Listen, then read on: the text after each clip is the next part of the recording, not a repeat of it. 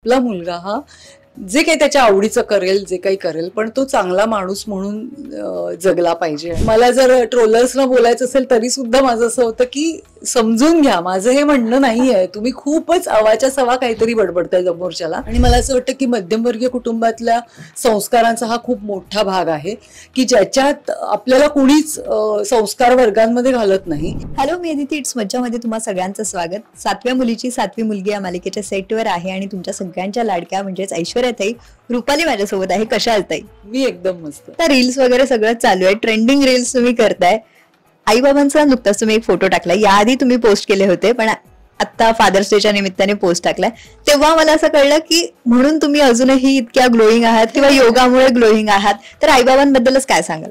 आई बाबा म्हणजे आमचे एकतर आमचं न्यूक्लिअर कुटुंब, आई बाबा मी अशी आमची फॅमिली आहे. आणि आई बाबा डोंबिवलीला असतात, आता घरीच असतात. माझे बाबा आता 84-85 वर्षाचे आहेत. आणि मला असं वाटतं की आयुष्यात अगदीच आम्ही मध्यमवर्गीय अजूनही मध्यमवर्गीय कुटुंबातच राहतो. तेच सगळे संस्कार आहेत किंवा तीच मेंटॅलिटी आहे. आणि तशाच भूतकाळातनं आल्यामुळे आम्हाला म्हणजे मला आई बाबांनी असं कधीच म्हणजे आपल्या काय म्हणूया की उगाचच स्वप्न बाळगण्याचं शिकवलं नाही. मला असं वाटतं की त्यांनी मला प्रॅक्टिकली एक एक गोष्ट करायला शिकवली की हे केल्यानंतर आपल्याला ह्या गोष्टीमुळे काय होऊ शकतं, हे केल्यावर आपल्याला काय मिळू शकतं, ह्याचं महत्त्व त्यांनी मला सांगितलं.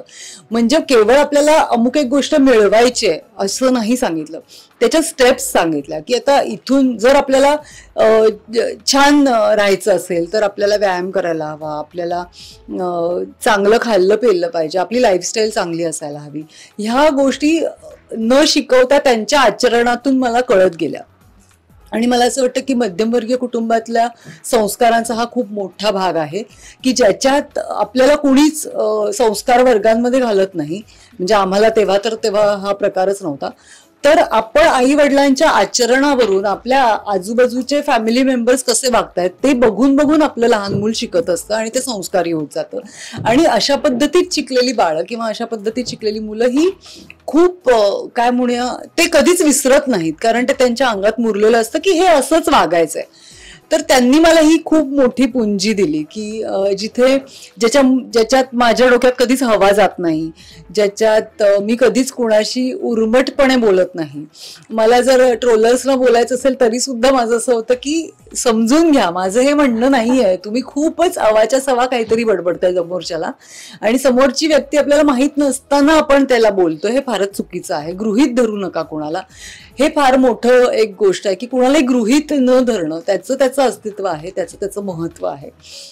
तर अशा बऱ्याच गोष्टी आईबाबांकडनं माझ्याकडे आल्या. आणि सगळ्यात मोठं म्हणजे प्राणीप्रेम. म्हणजे आई तर मला आठवतंय की मी शाळेत असताना वगैरे आमच्या आजूबाजूच्या म्हणजे एरियामध्ये असलेल्या कुत्र्यांची डिलिव्हरी सुद्धा ती करायची. त्याच्यानंतर एक गाय आमच्या इथे अडली होती, तिची म्हणजे आमच्याकडे असं ते म्हणजे कुटुंबातच आहे की समोर प्राणी दिसला की त्याला काय हवंय त्याचं महत्व त्याला द्यायचं. त्यामुळे कदाचित ते प्राणीप्रेमही माझ्यात आलंय. अशा अनेक गोष्टी मी लिस्ट करू शकते की फॅमिली कशी जपली पाहिजे. म्हणजे आमची जॉईंट फॅमिली आहे सासरी, पण तरी सुद्धा घर, करिअर या सगळ्या गोष्टींचा समन्वय कसा साधला गेला पाहिजे, या सगळ्या गोष्टी बघत बघत मी शिकले. आणि मला वाटतं ते त्यांच्याकडनं माझ्याकडे आलंय आणि ते मला खूपच उपयोगी पडतंय माझ्या आयुष्यात. बरं, त्यांना रुपाली हे कॅरेक्टर किती आवडतंय किंवा त्यांच्याकडून काय कॉम्प्लिमेंट्स आहेत की अशी नको वागूस, तशी नको वागूस ऍज अ कॅरेक्टरला घेऊन? ऍज अ कॅरेक्टर तिचं ते म्हणणं असतंच, पण ते लोक म्हणजे आई बाबा दोघंही एकतर 10:30 पर्यंत जागे राहत नाहीत. पण तिने जर बघितलं तर त्याच्यात जर मी कोणाला मारत असेल किंवा कोणी मला मारत असेल तर ती टीव्ही बंद करते. त्यामुळे ही सिरियल बघण्याचा त्यांचा प्रश्नच येत नाही, कारण याच्यात मी खूपच अग्रेसिव्ह आणि खूपच विकृत वागते. त्यामुळे ती सिरियल बघत नाही.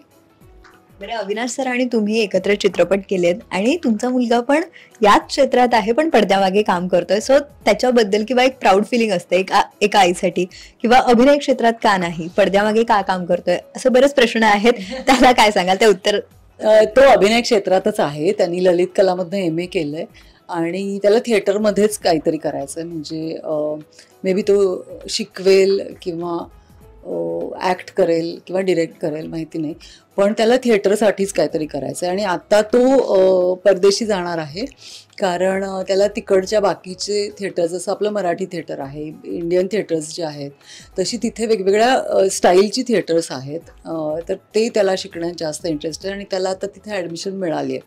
त्यामुळे तो 3 वर्षासाठी तिकडे जाईल आणि मग आल्यानंतर तो काय करेल किंवा कुठल्या पद्धतीचं त्याला काम करायचं, त्याला थिएटरसाठीच खूप काही काही गोष्टी करायच्या आहेत की जे आत्तापर्यंत आपल्या नाटकाच्या सगळ्या इतिहासामध्ये नसेल. बाहेरून त्याचं इम्प्लिमेंटेशन करून आणि काहीतरी नवीन क्रिएट करून असं त्याचं डोक्यात आहे. सो हे किती छान वाटतं की आपला मुलगा थिएटरसाठी इतके सगळे प्रयत्न किंवा इतके सगळे एफर्ट्स घेतो.